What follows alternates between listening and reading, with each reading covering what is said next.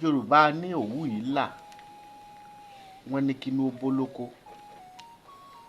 Bólóko bá ti jí tó mọ́kọ́ tó má dá tó dá àlà oko tó wá rí tó wù là tó bẹ́yìn kẹ létí àlà tó bẹ́yìn kẹ nínú oko, inú olóko á máa dùn ní. Ṣèbí kú iṣẹ́ ní mórí níṣẹ́ yá. Báwo ni Yorùbá ṣe máa ń lo ẹ̀là òwú, ewé òwú àtòdìdí atare kan láti ṣiṣẹ́ ìyọ́nú? Ẹ̀là òwú, ṣé o ti rí pé ẹ̀là òwú rèé? Ṣé o ti rí pé ibi igi tí ẹ̀tòwú ti jáde rèé?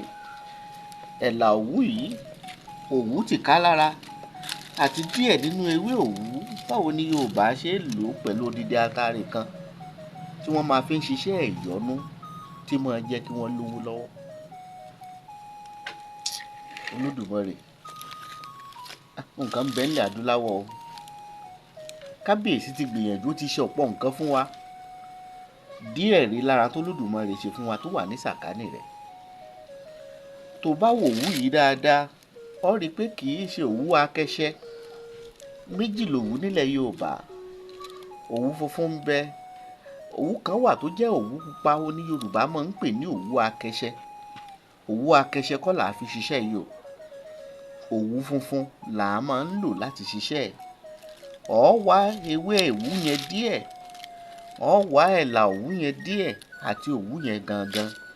Sórí tó bá ti ṣe báyìí, ó wá ti atare bọ àárín ẹ̀ báyìí, ó wá dì í papọ̀ padà, ó dì í papọ̀ báyìí, ó wá jù sínú àgbàdà. Ìwọ bá mi jó kó jó. Tó bá ti jó gbìn, tó bá ti jó, má jẹ́ ó de irú tán tí wàá fi lọ̀. Tó bá ti wá lọ̀ ló bá parí. Ó lè dà mọ́ nǹkan ìpara ẹ̀. Àwọn míì á máa dà mọ́ pẹ̀fíìmù tó bá jẹ́ni tí máa ń lo pẹ̀fíìmù.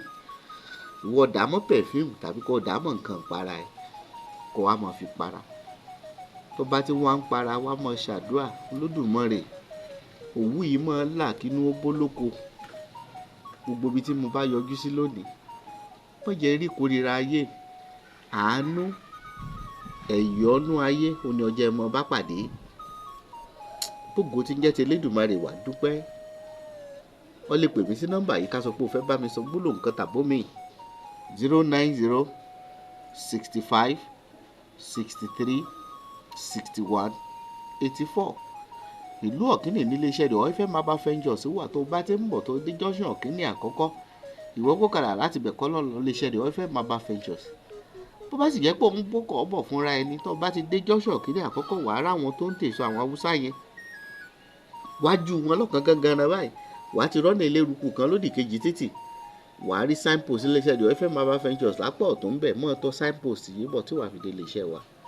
Ọjọ́ Monday sọ́jọ́ Sátidé là fi dàlejò lọ.